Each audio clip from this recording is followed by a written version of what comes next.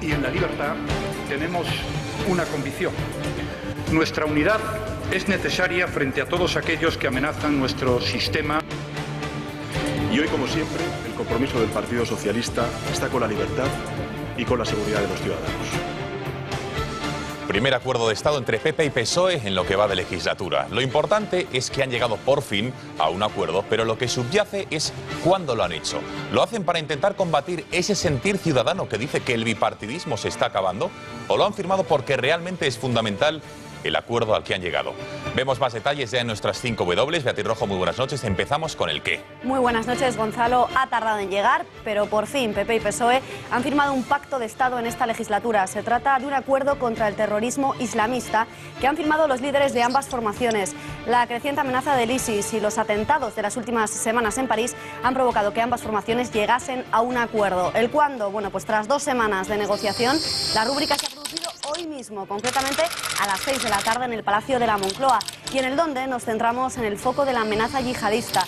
España es objetivo prioritario. Desde la reconquista de Al-Ándalus, los islamistas radicales siempre han querido venganza por esa pérdida. Otros países de Europa y Estados Unidos también están en el centro de la diana. ¿Y el quién? Bueno, pues ya sea Al-Qaeda en cualquiera de sus ramas, ya sea en la yemení, la del Magreb o la de Arabia, del Estado Islámico o cualquier otra organización terrorista de carácter islamista. En varias de sus grabaciones tienen a España y a Occidente como sus próximas víctimas. ¿Y cómo combatir esta amenaza? El pacto firmado hoy regula la figura del lobo solitario, o lo que es lo mismo, la del yihadista solitario. Penaliza también la financiación del terrorismo, así como la difusión por Internet de contenidos terroristas o que inciten a cometer estos actos. Nos queda solamente el por qué. ¿Por qué es necesario este pacto? Si es que lo es. Editorial con Eduardo García Serrano.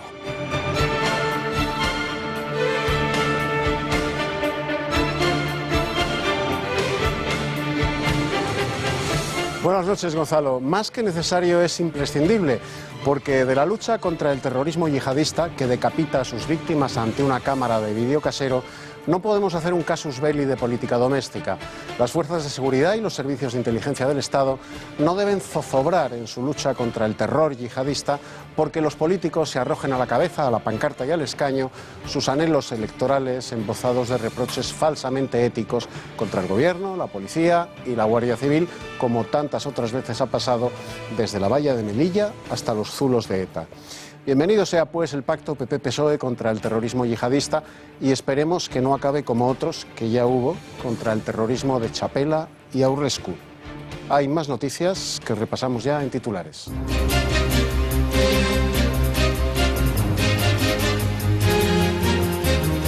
El PP sigue teniendo un gran problema con la corrupción. Son palabras del ministro de Hacienda, Cristóbal Montoro, quien ha asegurado, no obstante, que su partido está reaccionando y aislando esta lacra. El Partido Popular ha tenido un gran problema y sigue teniendo un gran problema en su interior, pero estamos reaccionando y estamos aislándolo. El PSOE no tendría mayoría absoluta en Andalucía en las próximas elecciones del mes de marzo. Según una encuesta de hoy del periódico El Mundo, el partido de Susana Díaz se vería obligado a gobernar o con el PP o con Podemos. Izquierda Unida pasaría a ser una fuerza residual. Manos limpias. Se querella contra el número 3 de Podemos, Juan Carlos Monedero, por integración en organización criminal. Según el sindicato, a través de la productora de Pablo Iglesias, Monedero habría facilitado la comisión reiterada de delitos. Entrevistaremos en directo a Miguel Bernat, secretario general del sindicato. Y los 4 presuntos delitos serían el de organización criminal, falsificación documental, delito societario y delito fiscal. Prosigue la gira del primer ministro griego y el titular heleno de finanzas por suelo europeo. Tsipras ha visitado hoy Chipre, otro de los países rescatados por la Troika. Ambos mandatarios han recalcado la necesidad de acabar con la Troika, la tríada financiera formada por la Comisión Europea, el Banco Central Europeo y el Fondo Monetario Internacional. Y en los deportes, Juanma Pérez Noya, muy buenas noches. Buenas noches. A vueltas con el caso Neymar. Ojo que la Fiscalía pide incluso imputar a Bartomeu, el presidente del Barça. Imputar a Bartomeu, exactamente, porque siguen los problemas en Barcelona. El escándalo del fichaje de Neymar ya le costó la dimisión a Sandro Rosell y ahora suponen más problemas para Bartomeu. Según los investigadores de la Audiencia Nacional, el presidente del Barça y el propio club defraudaron casi 3 millones de euros a Hacienda durante el traspaso más caro de la historia del fútbol.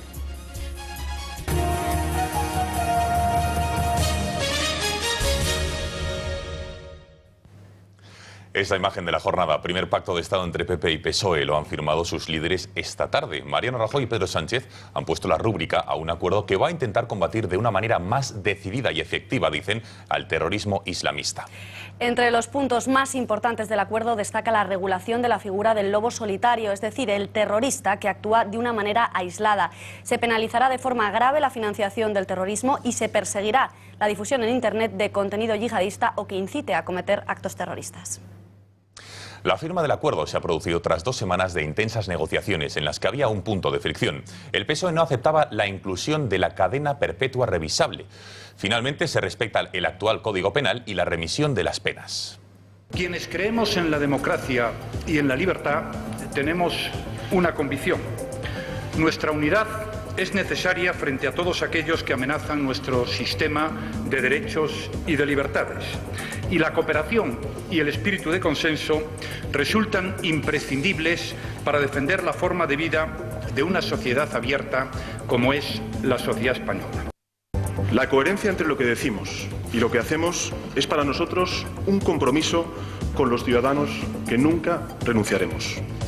Y hoy, como siempre, el compromiso del Partido Socialista está con la libertad y con la seguridad de los ciudadanos. Para hablar de todo ello contamos en nuestro plató con Ricardo Ruiz de la Serna. Como saben, es profesor universitario, abogado y para más INRI es experto en terrorismo yihadista. Señor Ruiz de la Serna, muy buenas noches. Buenas noches. Bueno, ¿era necesario un pacto de Estado contra el terrorismo islamista? ¿No estábamos ya protegidos contra este tipo de terrorismo? Bueno, hay dos cosas diferentes. Era necesario un pacto. Los pactos contra el terrorismo en España han sido históricos. El último es del año 2000, también entre el Partido Socialista y el Partido Popular. Y era necesario un pacto en el sentido de que había que mostrar, ¿no?, la unidad y la voluntad de tener, por una parte, una política criminal y, por otra parte, una modificación en materia de terrorismo en el Código Penal que introduce elementos significativos. Algunos, de hecho, ya se han mencionado, ¿no?, en los titulares, como es el castigo a la figura del lobo solitario o a las personas que tratan de formarse, de prepararse como terroristas para cometer atentados o que viajan al extranjero para cometerlos en otros países. En este sentido sí era necesario un pacto. Otra cosa es que el Código Penal busca castigar, y es cierto que el castigo tiene una finalidad de prevención, pero también hay que entender que el perfil del terrorismo yihadista tiene como una de sus características que hay cierto tipo de terroristas que no son disuadidos por la posibilidad de un castigo, o al menos no un castigo como tradicionalmente se vienen imponiendo, la pena de prisión, la pena de multa, etc. ¿Cómo se les disuade, entonces? Es complicado porque el grado de radicalización ideológico-religiosa al que llegan hace que, por ejemplo, pues la expectativa de pasar un periodo largo en prisión no sirva para disuadirlos. Generalmente es lógico que tiene que haber un castigo, pero junto a esto es importante desarrollar los instrumentos legislativos en materia de política criminal. Por ejemplo, dotar de recursos y de los instrumentos legales a las fuerzas y cuerpos de seguridad del Estado. Combatir, que esto es una cosa que el Código hace, en la reforma del Código, combatir la propaganda y el adoctrinamiento, pero también impedir los accesos, y en esto los accesos a través de Internet, por ejemplo, y en esto es necesaria la política internacional. De esto le quería preguntar, Ricardo, ¿de dónde viene la amenaza terrorista en España? ¿De Internet, de los imanes, de las mezquitas? Bueno, ha habido varios momentos. Es difícil decir de aquí simplemente no viene.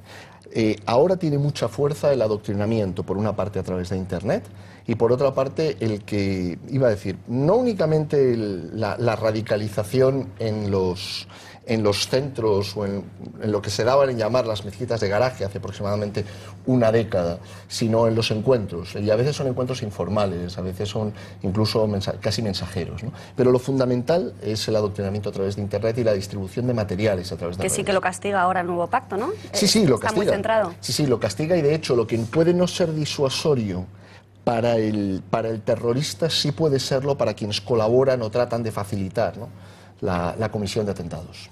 Ricardo, ¿por qué buscan atentar contra Occidente y en concreto contra España? ¿Cuál es su fin último? ¿Recuperar al Andalus como un día estuvieron aquí? Porque esa afrenta, digamos que todavía no se la perdonan. ¿Cuál es el objetivo a día de hoy de atentar contra, en este caso, España? ¿Por qué la amenaza contra nuestro país? Bueno, hay una ideología bastante difusa que tiene que ver con la idea, por una parte, de una agresión contra el Islam, una agresión muy manipulada y muy, digamos, muy vaga, muy difusa. Consideran que, por ejemplo, pues hay cierto colonialismo cultural, consideran que además las potencias occidentales están atacando musulmanes en distintos lugares del mundo, como puede ser el caso de Irak o de Afganistán. Junto con esto hay también una reivindicación histórica de considerar que efectivamente aquellos territorios que fueron conquistados en algún momento del pasado por los ejércitos del Islam, pues pertenecen, son dar al Islam, son tierra del Islam y por lo tanto son tierra que el Islam legítimamente puede reclamar. Claro, es una visión tan sesgada, tan tergiversada, tan falsa del Islam,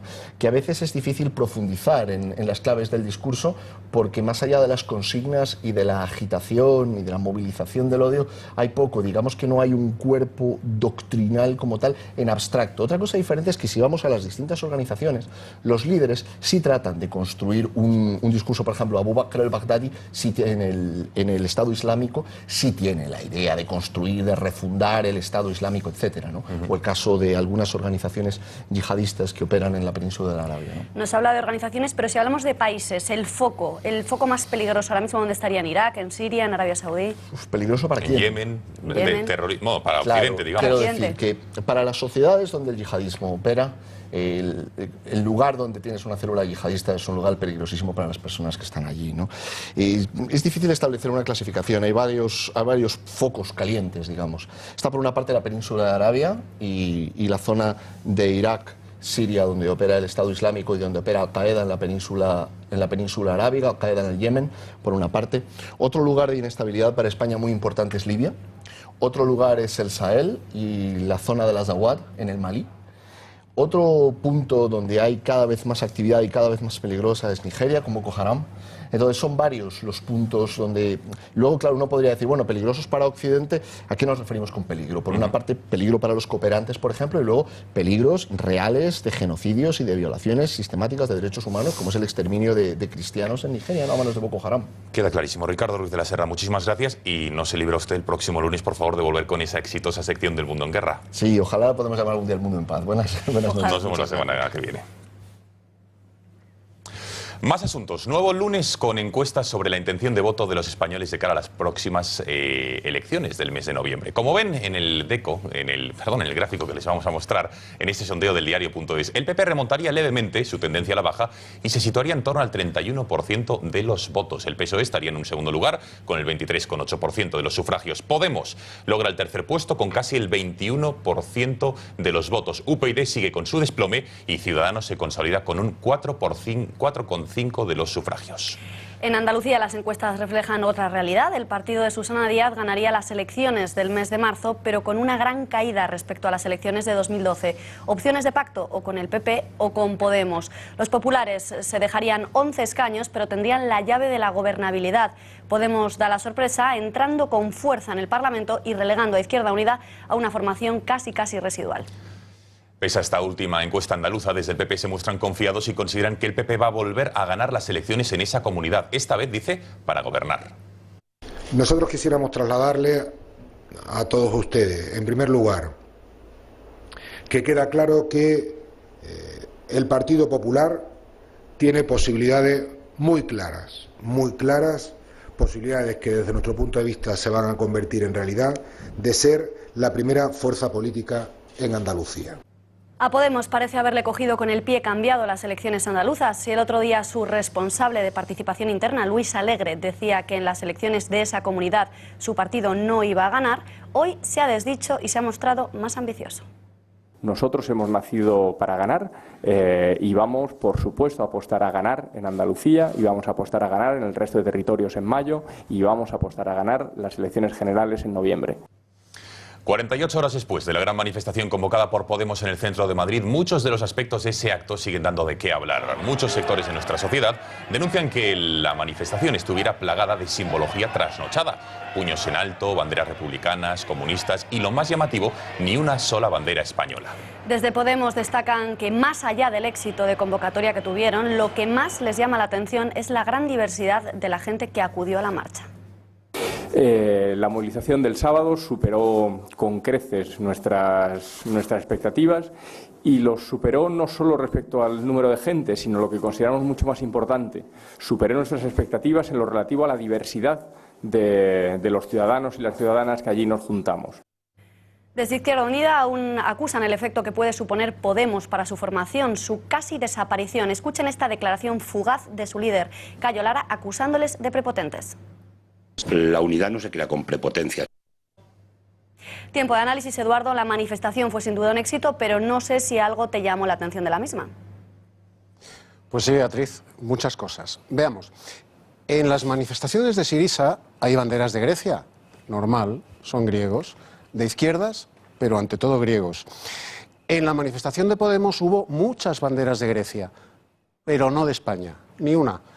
Hubo más banderas republicanas que el 14 de abril del 31. Banderas rojas, banderas separatistas, banderas del lobby gay, pero banderas de España ni una, porque para Pablo Iglesias la bandera de España es un trapo fachoso. Paradójicamente, el líder de Podemos puso en su discurso como ejemplo a seguir a los héroes del 2 de mayo de 1808. Vaya por Dios. Pues resulta que aquellos heroicos madrileños, a los que tanto admira Pablo Iglesias, se levantaron contra el francés izando ese trapo fachoso rojo igualda, porque el gabacho se llevaba a los infantes de la misma monarquía a la que él quiere mandar al exilio. Desde luego, los héroes del 2 de mayo no hubieran estado en la Puerta del Sol bajo las banderas de Pablo Iglesias. Estaban muy ocupados defendiendo la bandera roja igualda de España. El sindicato Manos Limpias ha denunciado en los tribunales de Plaza Castilla de Madrid a Juan Carlos Monedero, número 3 de Podemos, por integración en organización criminal. No solo le acusan de esto, sino de varios delitos societarios frente a la hacienda pública y a la seguridad social. Y esta primera es contra Juan Carlos Monedero. Ahora, cuando la tengamos selladas, os daré una copia para que veáis exactamente en qué consiste la querella, los 4 presuntos delitos que Manos Limpias quiere que se vean en sede judicial, y los 4 presuntos delitos serían el de organización criminal, falsificación documental, delito societario y delito fiscal. Tenemos conexión telefónica con el secretario general de Manos Limpias, Miguel Bernal. Señor Bernal, muy buenas noches. Hola, buenas noches a todos vosotros y a los oyentes. Muchas gracias. ¿Qué persigue con esta denuncia? Algunos pensarán incluso que van contra el partido de Pablo Iglesias. No, nosotros no vamos contra Podemos. Podemos obtuvo legítimamente y democráticamente 1.250.000 votos en las últimas elecciones al Parlamento Europeo, pero hemos visto que sus máximos dirigentes, la troika esta bananera, que forman Pablo Iglesias, Juan Carlos Monedero e Íñigo Errejón, bueno, pues que no tienen, llamémosle, las manos presuntamente limpias, y que se ha venido denunciando en los últimos meses en todos los medios de comunicación, de prensa, radio y televisión, pues irregularidades que rayaban los ilícitos penales. Hemos esperado un poco a ver si el Ministerio Público actuaba de oficio, porque para eso el artículo 124 de nuestra Carta Magna establece que el Ministerio Público debe defender la legalidad vigente y el interés público general, y como no lo han hecho, pues ejercitando lo que establece el artículo 125, que ampara la acción popular, hemos formulado la primera denuncia contra el segundo máximo responsable del partido Podemos por 4 presuntos delitos: un delito fiscal, un delito societario, otro delito de falsedad del documento mercantil y de que parece que puede sonar muy duro, de organización criminal. Parece que esta palabra puede resultar muy dura, pero está prevista en el artículo 571 bis del Código Penal, donde efectivamente pueden encajar las actuaciones presuntamente ilícitas de Juan Carlos Monedero en este tipo también penal. Señor Bernal, gracias. Se nos acaba el tiempo. Muchas gracias por atender nuestra llamada. Muchas gracias a ustedes.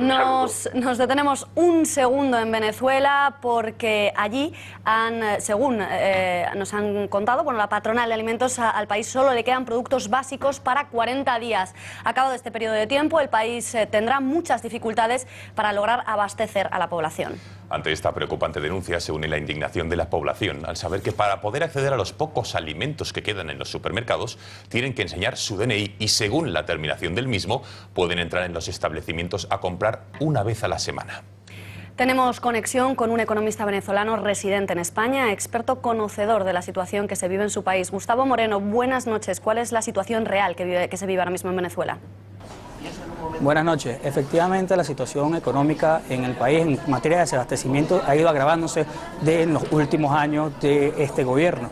El año pasado hay un 52% de desabastecimiento de productos básicos y esto ha generado que personas y todos los ciudadanos estén haciendo 3, 4 horas de cola para poder conseguir productos. La gente no sabe realmente cuando va a hacer su mercado si va a conseguir todos los productos, lo que hace de que haya una desconfianza constante en torno a las medidas que pudiese denunciar y que ha anunciado el Gobierno Nacional.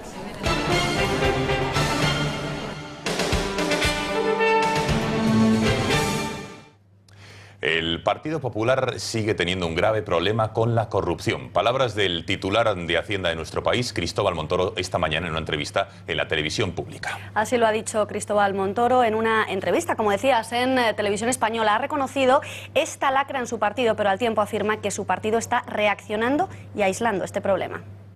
Pero la corrupción, evidentemente, claro que hace daño. ¿Cómo no va a hacer daño? Hace daño a los partidos políticos. El Partido Popular ha tenido un gran problema y sigue teniendo un gran problema en su interior, pero estamos reaccionando y estamos aislándolo. Palabras de Cristóbal Montoro. Bueno, hemos visto varios casos de corrupción, la operación Púnica, Gürtel, el caso Bárcenas, las tarjetas Black. Eduardo García Serrano, ¿consideras que el Partido Popular está haciendo lo suficiente, para acabar con la corrupción, con esa lacra a la que se refería Cristóbal Montoro? Ni el Partido Popular, ni ninguno. Entona el ministro de Hacienda, si lo sabrá él, el llanto de Jeremías proclamando que el PP tiene un gran problema con la corrupción, pero que está reaccionando. A buenas horas, mangas verdes. Está reaccionando cuando la corrupción ha superado todos los rebosaderos de lo tolerable y su presencia y frecuencia es la noticia de apertura de los informativos de todos los días, de todos los años, desde hace lustros.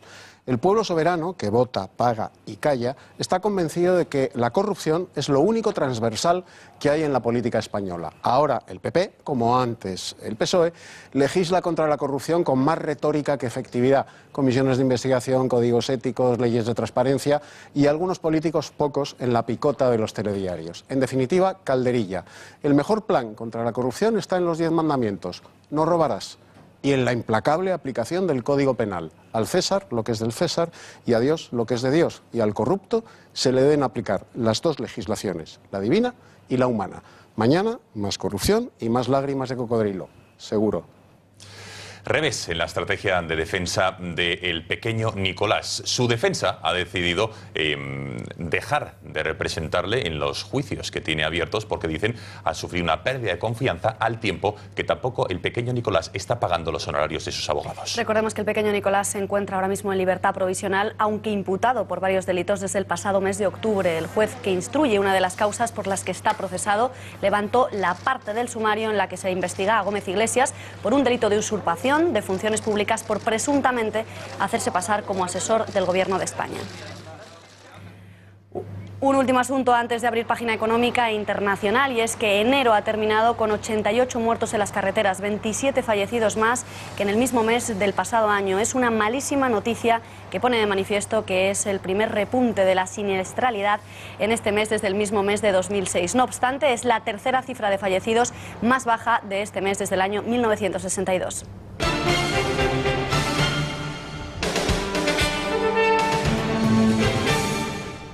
El primer ministro de Grecia, Alexis Tsipras, y su titular de Finanzas están de gira por la Unión Europea para intentar negociar las condiciones del rescate financiero al que se vieron sometidos. Tsipras se ha reunido en Chipre con el ministro de ese país para lanzar un mensaje inequívoco. Grecia sigue sin creer en la Troika y pretenden eliminarla como interlocutora. La Troika es el triunvirato formado por el Banco Central Europeo, la Comisión Europea y el Fondo Monetario Internacional. El ministro de Finanzas heleno, de reunión en Londres con su homólogo británico, ha hecho hincapié en que su país pretende pagar su deuda, que recordemos asciende a 240.000 millones de euros, pero con condiciones, dicen. Esta polémica sobre qué hacer con la deuda helena ha llegado hasta Estados Unidos. Su presidente Barack Obama ha dicho que no se puede asfixiar a los países que están casi en bancarrota. No se puede seguir presionando a países que están en plena depresión. Llegado a un punto, se necesita una estrategia de crecimiento para poder devolver las deudas. Por su parte, el ministro de Hacienda español, Cristóbal Montoro, ha mostrado su malestar porque en mitad de la partida cambien las reglas del juego y se pacten nuevas reglas para la deuda helena. Ha habido un cambio político en Grecia y, por tanto, bien, pero si ese cambio político, como ocurriría en cualquiera de los nuestros, de nuestros países, si el cambio político significa que va a retroceder sobre las políticas que le estaban permitiendo ya empezar a salir creciendo y a recuperar la credibilidad y la confianza, pues estamos ante un retroceso. Tiempo de enfrentar opiniones sobre la necesidad de renegociar la deuda con Grecia. Interesantes reflexiones encontradas de un asesor financiero y de un catedrático universitario. La reestructuración sobre la deuda griega sería bueno porque así quitaríamos presión sobre los pagos de dicha deuda a corto plazo. Eso está bien siempre y cuando vaya acompañado de reformas estructurales y vaya acompañado también de un programa de estímulos, como quiere Draghi, dijo Martin Schulz, de dinero para invertirlo solo en economía productiva.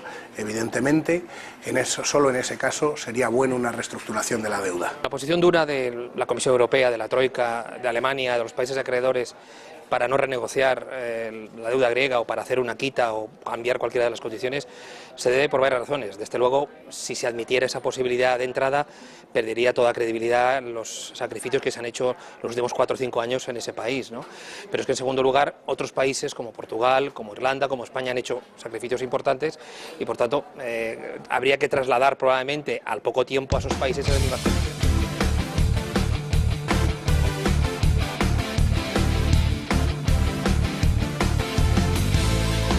3 minutos para las 8:30 de la tarde, tiempo ya para los deportes. Juanma Pérez Noya, muy buenas noches de nuevo. Bueno, menuda se ha liado con el caso Neymar. La Fiscalía pide imputar al presidente del Barcelona. ¿En qué puede acabar esto? Cuéntanos. Pues esto puede acabar mal, porque a pesar de que la felicidad había vuelto a Can Barça tras la eliminatoria contra el Atlético de Madrid y la remontada ante el Villarreal, sin embargo, las aguas vuelven a estar revueltas. El último capítulo del escándalo Neymar amenaza con cobrarse una nueva cabeza. Y es que la Fiscalía de la Audiencia Nacional ha solicitado al juez Ruz que impute a Bartomeu y al propio Barça. Según los investigadores, el club defraudó casi 3 millones a Hacienda durante el fichaje del brasileño. Neymar, que ya es oficialmente el traspaso más caro de la historia, habría costado 95 kilos, es decir, casi 40 más de los 57,1 y punto que juraron y perjuraron el dimitido Rosell y el investigado Bartomeu. Mientras, en Madrid las aguas bajan mucho más calmadas. Los blancos recuperaron su mejor nivel de juego en la goleada ante la Real y hoy han vuelto a los entrenamientos. Bale y Coentrao trabajaron al margen, pero no tendrán problemas para llegar a los decisivos encuentros ante el Sevilla el miércoles y contra el Atlético el sábado. La semana decisiva del Madrid acaba en el Derbi del Calderón, un partido al que los de Simeone llegan eufóricos tras su victoria en el diluvio de Eibar. Y en el Calderón, además, están mucho más tranquilos, después de escuchar precisamente a la gente de Arda. A pesar de que en Turquía algunos medios dieran por segura la salida de Turán en junio, el representante del centrocampista ha hablado en Al Jazeera, dejando claro que el sitio del turco está en Madrid. Precisamente sobre este tema hablaremos hoy en Punto Pelota. A partir de las 9 volverá a estar con nosotros el biógrafo de Arda, Juan Esteban Rodríguez. Viene preparado para darnos detalles exclusivos sobre este tema.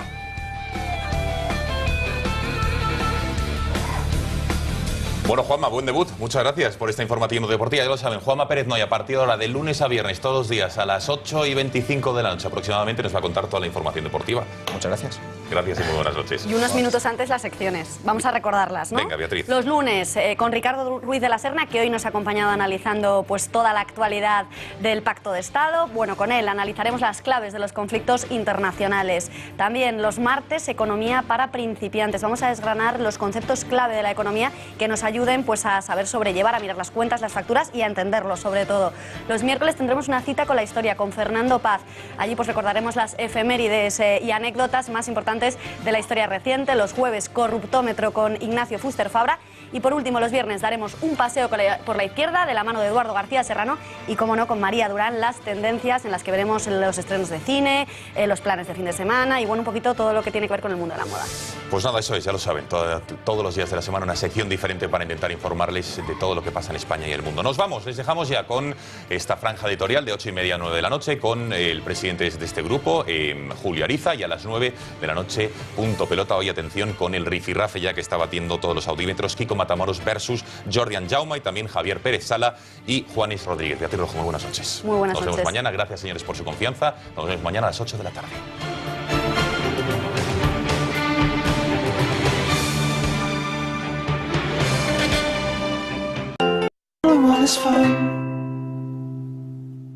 Todos los inversores sois como dos gotas de agua. Sois fríos cuando os lanzáis a invertir. Todos tenéis un objetivo, que vuestros ahorros crezcan. Decís tener claro el camino, pero dais muchas vueltas a vuestras inversiones. No todos los inversores sois iguales. Nuestro asesoramiento tampoco. Confía en Phil Capital y toma el control de tu inversión. La fórmula personalizada que te ayuda a optimizar tus inversiones con el mínimo coste. Pruébalo en philcapital.com.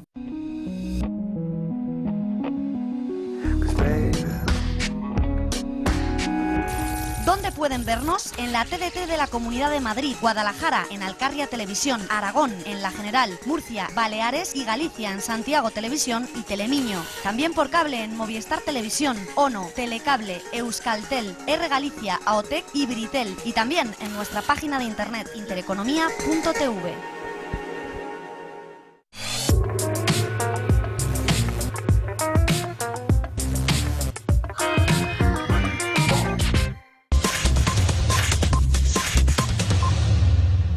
Muy buenos días.